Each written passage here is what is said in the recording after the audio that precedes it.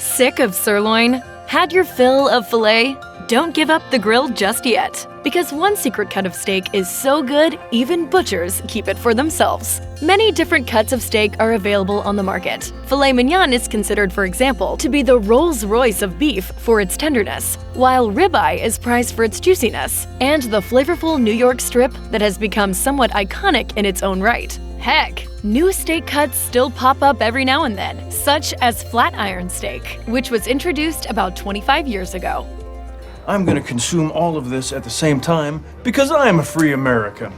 But there are also more established cuts that still get overlooked, and one of them is the hanger steak. If you've enjoyed a properly prepared hanger steak before, you'll already know that this cut has no shortage of winning qualities, especially when it comes to flavor and texture, and there's no mistaking a hanger steak for anything else. Visually, its distinctive shape sets it apart from other cuts. You do have to be careful how you prepare it though. While it's far more tender than its closest steak comparisons, hanger steak can easily be overcooked. And if you cut it wrong, you'll lose that wonderful texture. While often overlooked, hanger steak is more popular than it once was. It shows up on restaurant menus frequently enough that there's now debate among some chefs about whether it's overrated or underrated. But until it's widely recognized as one of the premier steak cuts, hanger steak will not have gotten its due. The hanger steak was long known as butcher steak because butchers would generally keep it for themselves. A strong endorsement of its quality. Since consumers mostly ignored it, it quickly became one of the more inexpensive cuts.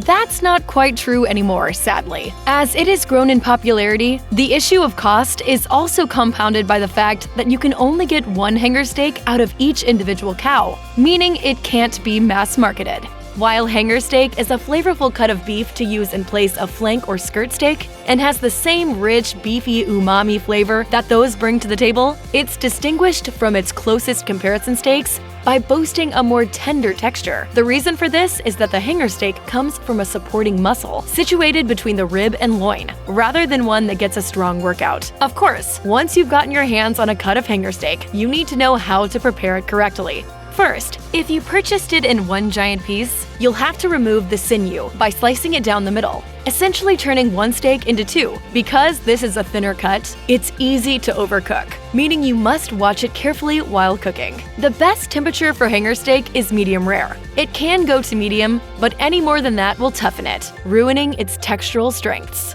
Cutting meat against the grain or perpendicular to the natural muscle fibers is generally important with beef, but it's extremely important with hanger steak, as those thick, coarse fibers will become chewy and unpleasant if you cut it wrong. The best way to cook a hanger steak for maximum flavor is to cook it quickly on high heat. While marinades can be great for hanger steak, they're not as necessary here as they are with flank steak, as hanger has plenty of flavor and texture on its own. From there, it's pretty versatile, as you can serve it by itself right off the grill, slice it for use in tacos or salads, or have it on a steak sandwich. Just be sure to treat it right, and it'll treat you right in turn.